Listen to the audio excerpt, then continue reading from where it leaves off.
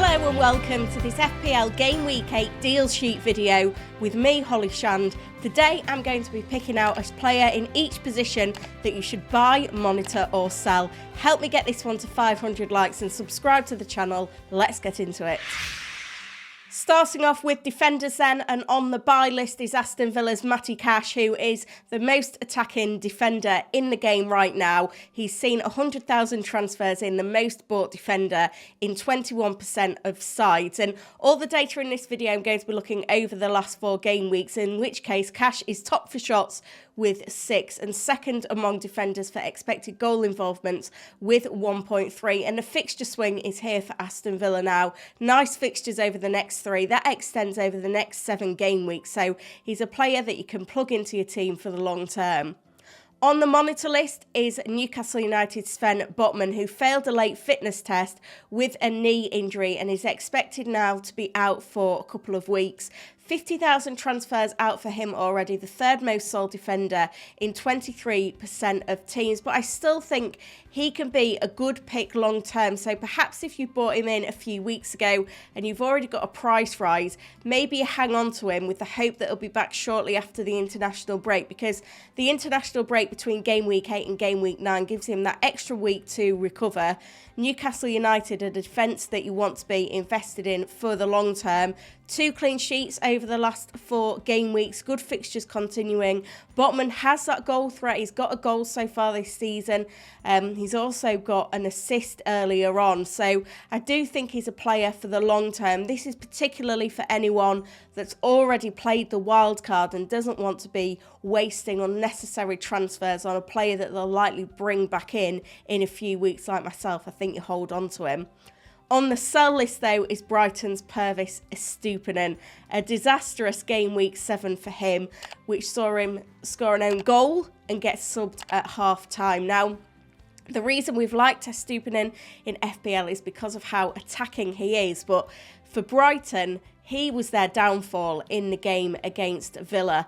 And this could be a common trend now, that we see a reduction in his minutes, because it's a similar case to Chilwell. While he's great going forward, it does dent his appeal as a left back in terms of his defensive qualities, which means that occasionally he's going to find himself dropped. 100,000 transfers out for him this week, the second most sold defender, still in 60% of teams, but the fixtures as well are not great. Liverpool in Game Week 8, Man City in Game Week 9, 2 sides where De Zerbi's really going to need a strong left-back with potentially plenty of defensive qualities. And Game Week 9 comes straight after the international break. We saw Estupinan miss out after the last international break, arriving late back from international duty. That trend could happen again. He sinks quite a lot of the budget as well when we want to get so much funds into our attack right now. So I think it's fine to let him go. Moving into midfield, and on the buy list is Spurs' Heung-min Son. 175,000 transfers in this week, the first most bought midfielder in 21% of sides. That ownership is slowly creeping up, and deservedly so. For me now, Son is essential. I wanted to give it a couple of games to check on his positioning. Since his move central, we've seen Richarlison come back into the side on the left, and I think Spurs have now got their optimal attacking strike force. Son central and on pens means that he's such a must-have in FPL right now. Top for points in the last 4 game weeks with 43, and top for goals with 6. Remember, he won the Golden Boot just 2 seasons ago. His price is going up quickly. I think you have to get him in at all costs now. He is a must-buy. On the monitor list is Arsenal's Bukayo Saka, flagged again, having succumbed to another knock in the game against Bournemouth last time out. The advice last week remains true for this week. If he's got any chance of being in the squad, I think you have to hold on to him because of his consistency in the game right now.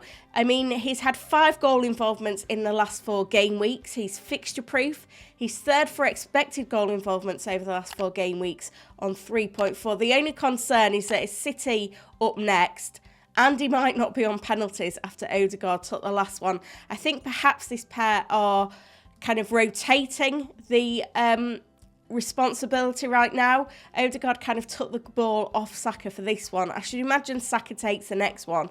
He is heavily involved in all of Arsenal's other set pieces, so don't think you need to be too worried. So if there's any chance of being fit for the weekend, hold on to him. He is not the best route to Son. That is Marcus Rashford, who's on the sell list. 125,000 managers already transferring him out this week. The most sold player in 28% of teams now. And the thing with Rashford is that he's just not been productive enough. 3 consecutive blanks, just the 1 attacking return in the last 4 game weeks.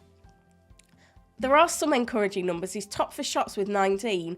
However, 3 on target, 1 big chance. He's just not getting the high quality chances we need from him to convert, and for that reason I think it's time to sell. I know Manchester United's fixtures aren't too bad.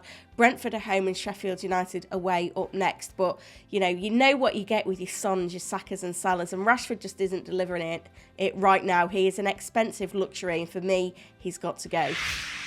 The curse of the most transferred in player was broken by Kieran Trippier in game week 7, so we can now put Ollie Watkins confidently on the buy list for game week 8, the most bought player going into the weekend. 225,000 transfers in. He's 20% owned. That 23-point haul against Brighton at home certainly caught the eye, and while it feels a bit knee-jerk to recommend him, Watkins, as I mentioned plenty of times in the past, is a form player. Getting that first goal of the season against Chelsea was so important for him, and he's now kicking on. And you look at Aston Villa's fixtures, there's no way that scoring streak can't continue. Wolves away, West Ham at home, Luton at home, Forest away and Fulham at home are the next 5 fixtures. It's really, really nice. He's second for shots in the box with 14, so the underlying numbers match up. 3 big chances, 4 goals, so he is overperforming, but we know that he is capable of doing that in these purple patches. So finding a way of getting him in is quite important right now, particularly if you don't have any Aston Villa players in your side.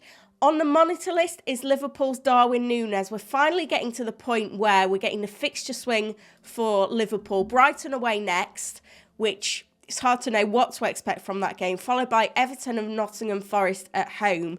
I think Darwin is a player that we would ideally like to buy going into game week 9. He's still seeing transfers out this week. He's 8th for expected goal involvements over the last 4 game weeks, which is quite interesting, particularly because he's played just 180 minutes in that time, mopped up a goal and 2 assists.